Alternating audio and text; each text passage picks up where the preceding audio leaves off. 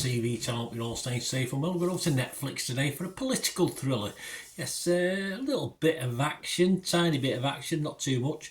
A television miniseries created by Eric Newman, Noah Oppenheim, that's a great name, and Michael Schmidt for Netflix. This is called 0 Day. We've got 6 episodes and it's directed by Leslie Linker-Glatter. Great cast led by the one and only Robert De Niro, of course, as an ex-president, and it's about a former president, that's him, Robert De Niro, investigating a devastating 0-day cyber attack in the US. The series was released on Netflix on February the 20th, 2025. I'm reviewing this, a little bit later. It took me a couple of weeks. I don't know why, in fairness. I've been busy. 4th of March I'm recording this, 2025. Also stars, amongst others, Lizzie Kaplan, Jesse Plemons, Joan Allen, Connie Britton, Bill Camp, Dan Stevens, Angela Bassett, Matthew Modine and McKinley Belcher III. There you go. Not the second, not the first, the Belcher third. There's the go. I like this initially, I must admit, but I found the early promise got a little bit lost as the conspiracies and backstabbing all ended in a little bit of a letdown as far as thrills are concerned and interest for me. It was all a little bit of a damp squib by the end, which is a shame because I thought, oh, this looks really good when I first started watching it. I'm not alone, there is some likes for it. For instance, Liam Matthews from the TV Guide, he gets 73 out of 100. He said, it has the aesthetics of a weighty political drama with the soul of an airport paperback. It's like a high-end version of Designated Survivor. If your expectations are set at fun, not important or great, you'll have a good time. So yes, basically what he's trying to say is if you disengage your brain, or at least keep it in a fairly low gear, though at times you would need to push it into second to take in the conspiracies and generally unsurprising plot twists that happen in this. You do sort of see things coming quite a way off. And we're left with very few good guys actually. You can probably count on one hand how many good guys we've got. Is there ever any good guys in politics? Possibly not. But it's watchable in the way that De Niro is watchable at his best. A great cast supporting him as well, and it makes it all very watchable. Although it never really had to be reaching for the off button. But as far as binge watch, it wasn't an all-nighter. I'd sort of say, oh yeah, I don't want to go to bed yet, I want to watch another episode. It certainly wasn't one of those. It wasn't a page turner or the equivalent of a page turner as far as the series is concerned. Tim Lowry from the AV Club, he gave it 50 out of 100. He was halfway. He said, excuse me, unfortunately, beyond the casting excitement and a standout performance by Plemons, I'm not a big fan of Plemons, he was alright. And despite all of the high-of-the-moment political stakes and cliffhanger twists, 0 Day feels more like a slog than a gripping thriller that reflects these crazy times. It certainly does. I mean, yes, past that setup, I think the first episode, which I thought was really quite interesting, it all gets bogged down in its own cleverness. Well, it's presumed cleverness anyway. I don't think it's that clever, really.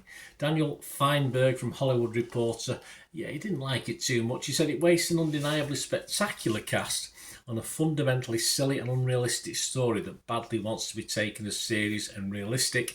The truth is that the cast is too good for 0 Day not to be watchable, but it's self-congratulatory conviction that it's far smarter than it actually is. I think I've said that, haven't I? Makes it hard to embrace on more than a speculative, what are all these people doing here level. I think that sums it up. I think that says what I was saying, probably better.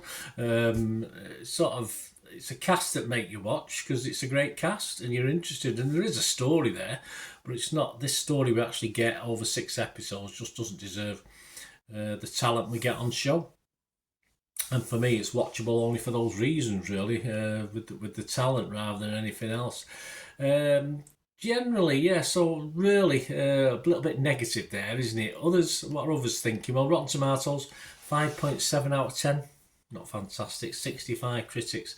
Their consensus read, 0 Day has plenty of gravitas thanks to an all-star cast led by Robert De Niro, but this high-concept series plotting is a little too goofy for it to take itself so seriously.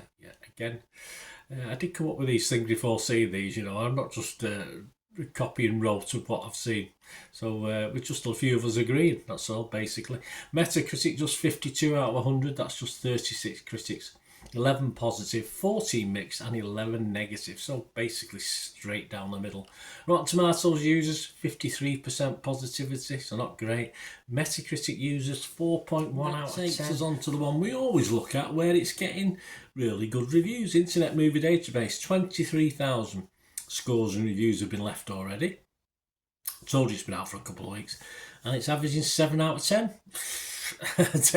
There's no liking for taste, is there? But I can't even say that's the film crew and the actors putting the scores on. It's not going to affect the 23,000 pot, is it, to be honest with you? So for me, a little bit high, but hey, it proves it has been carried by its stars and is liked. So don't always take my word for it. I can only give you my views, and you know, I'm going to give you a rating here that doesn't say don't watch it, but it doesn't say you must watch it. I'm going to give this a 5.5 out of 10, which it's okay, but I can't heartily recommend it. You may like it, like those Internet Movie Database users, you might not.